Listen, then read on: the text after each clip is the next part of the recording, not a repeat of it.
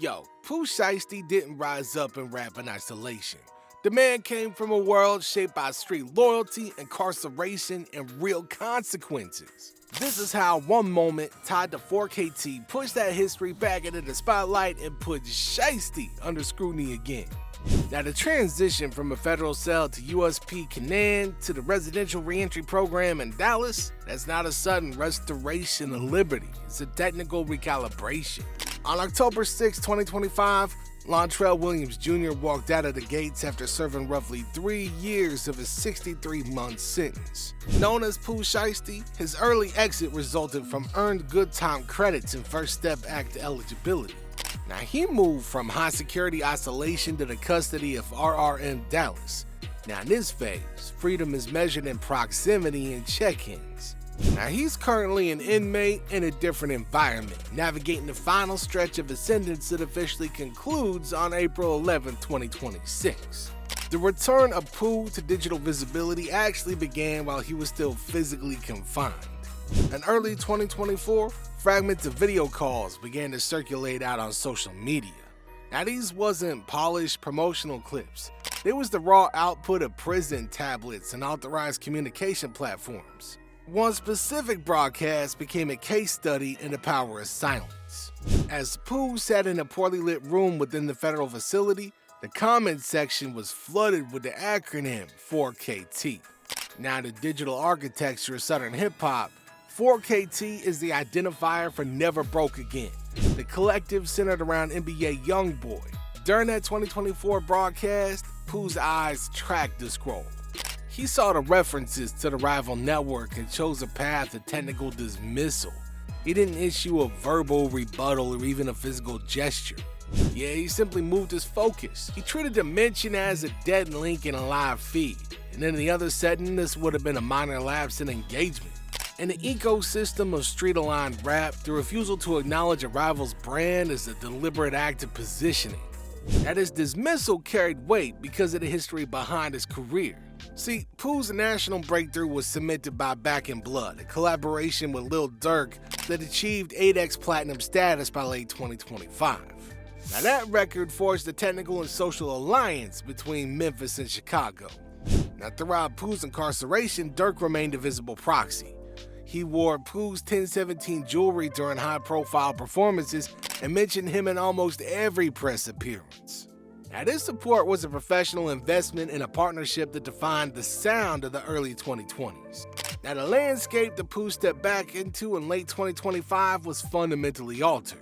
In October 2024, Lil Durk was arrested by federal authorities on a murder-for-hire charge. Now, the indictment alleged that Durk and several OTF associates conspired to target a rival in a multi-state plot. Now, this arrest removed Pooh's primary ally from the board just as Pooh was getting ready for his own re-entry. Now, by the time that he reached his Dallas halfway house, the OTF network was under intense legal scrutiny.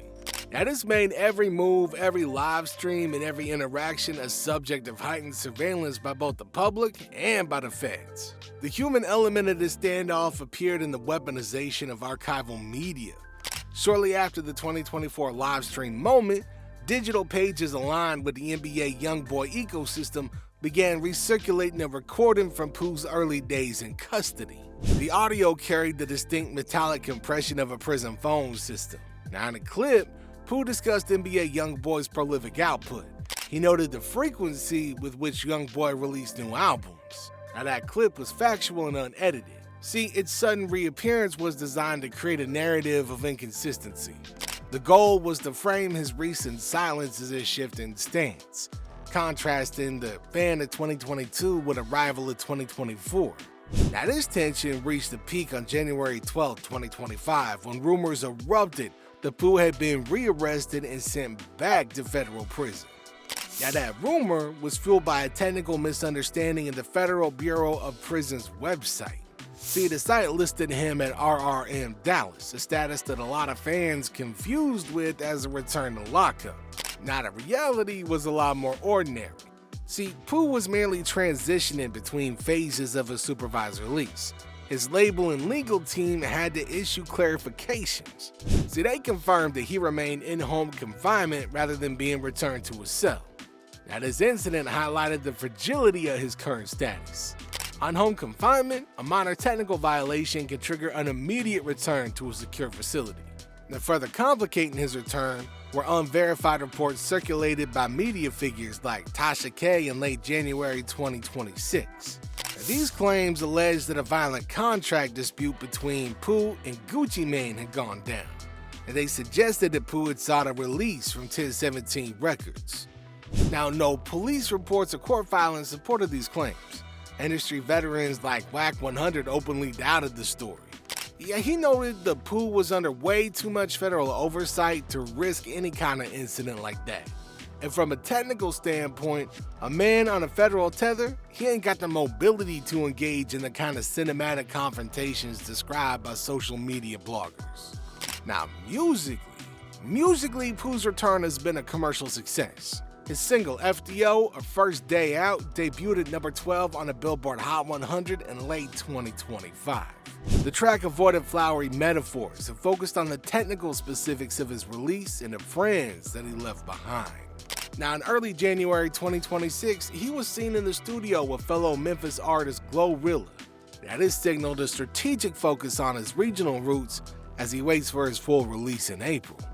Now, this focus on music serves as a necessary distraction from the legal and social pressures that have been defining his current life in Dallas. The 2024 live stream and the subsequent reactions weren't isolated events. They were part of a larger structural reality where silence is a currency. In a world of high-stakes hip-hop, association is read as a permanent signal. Pooh's career has always operated under the pressure of these public perceptions. His rise was rapid, fueled by the aggressive energy of the Memphis drill scene. His absence was prolonged by the technicalities of federal law. As he nears the final date of his sentence in April 2025, the silence he maintains is his most effective tool. Every clip of a phone call and every scroll of a comment section was a data point. The conflict between 4KT and OTF is the environment into which he was reintroduced. Now, there's no documented evidence of a personal dispute between him and Youngboy. Ain't no diss tracks, ain't no court cases, no physical altercations exist. Now, this tension is purely a byproduct of affiliation. It's a technicality of the alliances that built his career. And as he navigates the final weeks of home confinement in Dallas, the narrative remains in a state of suspension. The world's watching to see if his return's gonna be defined by the music that made him a star or by the rivalries that were paused the day that he was taken into custody.